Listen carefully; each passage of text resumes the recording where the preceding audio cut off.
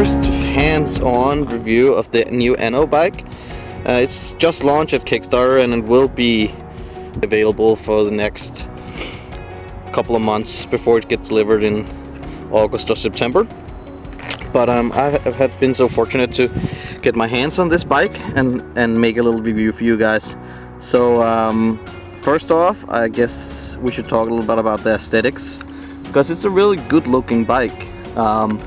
It comes in a lot of different colors, but especially this matte black version I like a lot. It makes the bike look very aggressive, and that fits the rest of the design really well, I think. So, but it does come in different colors as well, as you can see, and on the website and at Kickstarter as well.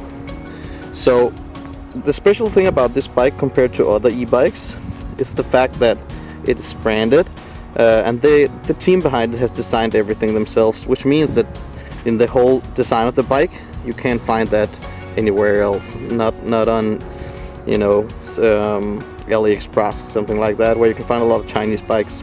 So that's pretty special. So if you get this bike, you know you have the actual one and not just some copy fake thing. And that is also followed through to the rear, where you can see this special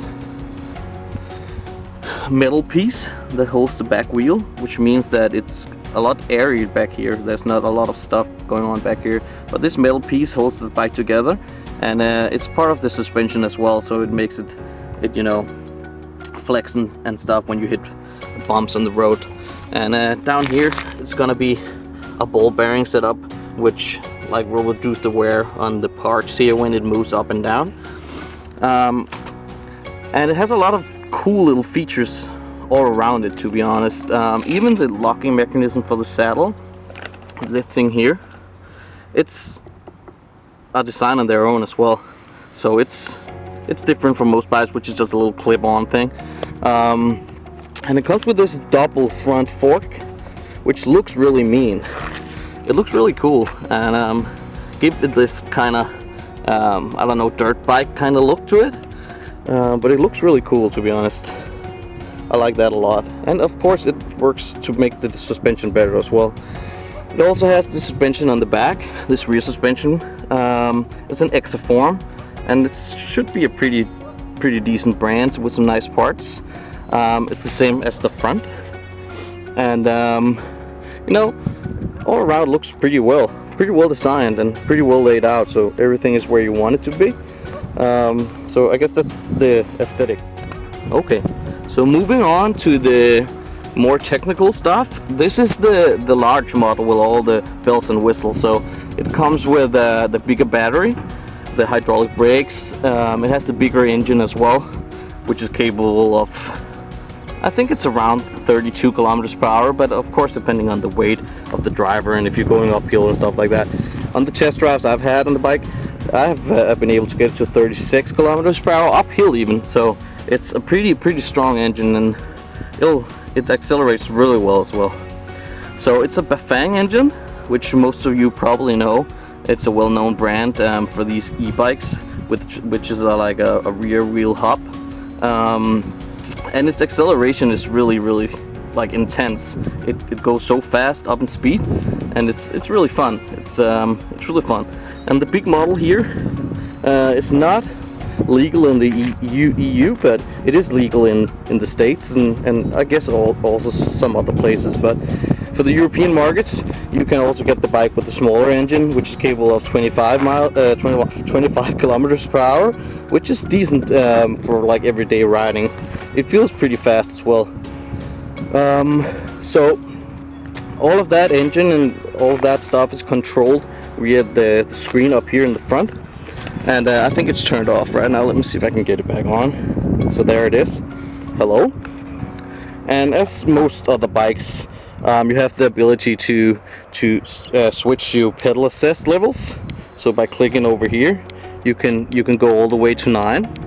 And the higher pedal assist level, the more the bike will help you when you ride. So you don't have to use as much force on your legs. If you want to chill, you can put the pedal assist up, but of course that will also drain the battery faster. I think this bike, the battery capability is around 60 kilometers. on a full charge, but of course that's also depending on your weight and if you go a lot uphill, and also which kind of pedal assist level you're using. And of course, even worse, if you use the throttle here, that will use full force, like the highest pedal assist level, without you spinning the wheels, spinning the pedals at all. So that's really cool if you want to accelerate out of like a red light. That works really well. And then it has the Shimano gears. It has 7 gears, so that's useful if you run out of battery and you want to get home as well. So you can still ride the bike even without batteries. But of course, it's a heavy bike, so it's not the most comfortable ride, but it is possible. And it's the Shimano Tourney series, but it might get upgraded later on, depending on how many backers will back the bike. So better parts will get on the bike as more people decide to back the project. So this is the prototype, so some things might change. There'll probably be a lot of things that will change throughout the production phase and all that. So, but it will look similar to this, but some components might be upgraded for better components. As I've heard from the company, they'll do their best to negotiate prices on better forks and better brakes and better gearbox and all that, to make the best possible bike for you guys. So that's the... I guess we have to talk about one more thing, which is the battery, of course. The battery is a Samsung battery, and not any other fake Chinese brand. It's an actual Samsung battery, and this one is the 7 ampere hours. So it's the bigger battery. You can also get 14, which will last you a little bit less of range, but I would always go with the bigger battery if I do some longer trips. It's just nice to be able to without having to charge. So in case if you want to charge the batteries, there will be 2 options. The first option will be down here, where there's a little port. You can open the silicone port, and you will be able to charge the battery straight from here. But if you prefer to take the battery with you to the apartment or to your work, you can also unlock the battery up here. And unlocking it here gives you the ability to push the battery out. I think I might be able to do it one-handed. I'm not sure. It's a little tough of a job to do with one hand. Give me 1 second. Okay, so I'm gonna try to do the best I can. So one hand opens the key here, as you can tell. Let's turn it, and then you just lift up the battery here, and you can see the whole battery compartment kind of comes out, and you can pull that things out of the chassis as well, and then charge it directly to the battery while keeping the battery out of the bike if you want to do that. Just slide it back in and it locks in place.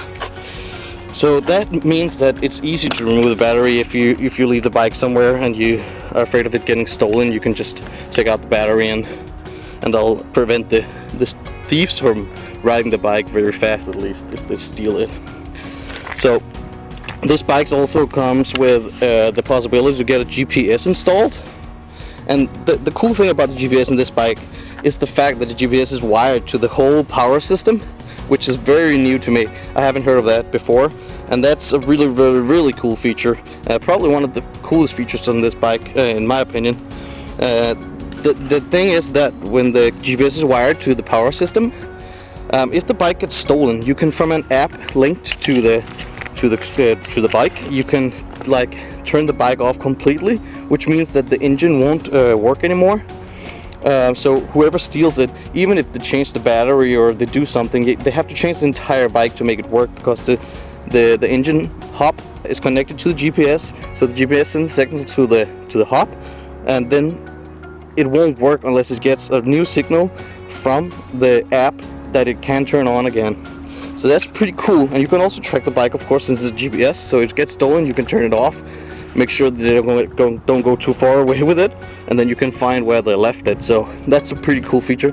It's an extra add-on when you buy the bike, so you have to pay a little extra for that, but it's definitely worth it in my opinion, because so many of these bikes get stolen, especially in European countries. I don't know about in the US, but in Europe these bikes get stolen so often, so that's a really cool feature. The bike comes with different kind of accessories available as well. You can change the tires if you want. It comes with these grippy off-road kind of tires with, you know, that will stick well in the dirt or in the sand or whatever you're going. And you can also get street tires, which is less noisy when you go on the road, and probably will save the battery a little bit as well. You can buy those extra if you want. It also comes with a few other extras, like a special helmet that fits the bike and the layout of that. You can get a bag rack, like for your backpack or whatever. You can also get a front rack for this bike that fits up here, kind of like going out like this. It's not like those on women bikes, but just kind of like a flat rack for stuff as well, so front and back rack. And you can also get fenders, so you don't get splashed all over when you go in the wet. And there's a lot of cool features that you can see both on the website and on Kickstarter, with all the cool accessories that you can find for this bike. So right now they're having a limited offer where the bike is really cheap. I think it's around, what is it? I think it's around like $1,000 for the base model, which is really cheap. And then as you move up to the larger battery, hydraulic brakes, bigger engine, all that, of course it gets a little more pricey, but it's really cheap, and it's the cheapest it will ever get now. So for the next week it'll be this price, and then after a week the price will rise a little bit, and for the next week a little bit more, and as time goes by it will be more expensive. So, and when it reaches the ending stage and you have to buy it off the website in the future, it'll be much more expensive. I think it's similar, like to 2 or 3 times the price that you will pay now. So that's a good deal. So it's a pretty big bike. On the pictures, in my opinion, it looks smaller than it is, but it's quite big actually. So I'm just gonna go sit on it for a second, and you can see how large the bike actually is.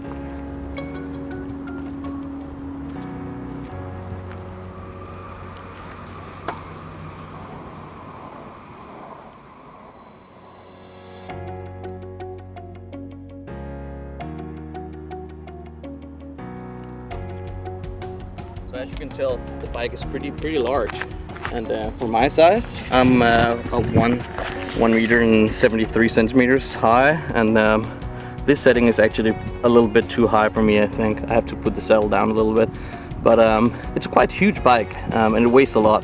So like pulling it around without the battery is a little hard, but it's definitely doable, especially with the 7 gears. So you can drive around with it, but not for too long distances, I would say.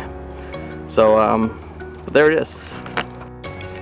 So here in the end, I just want to say that I'm not sponsored in any way or have gotten this bike for free.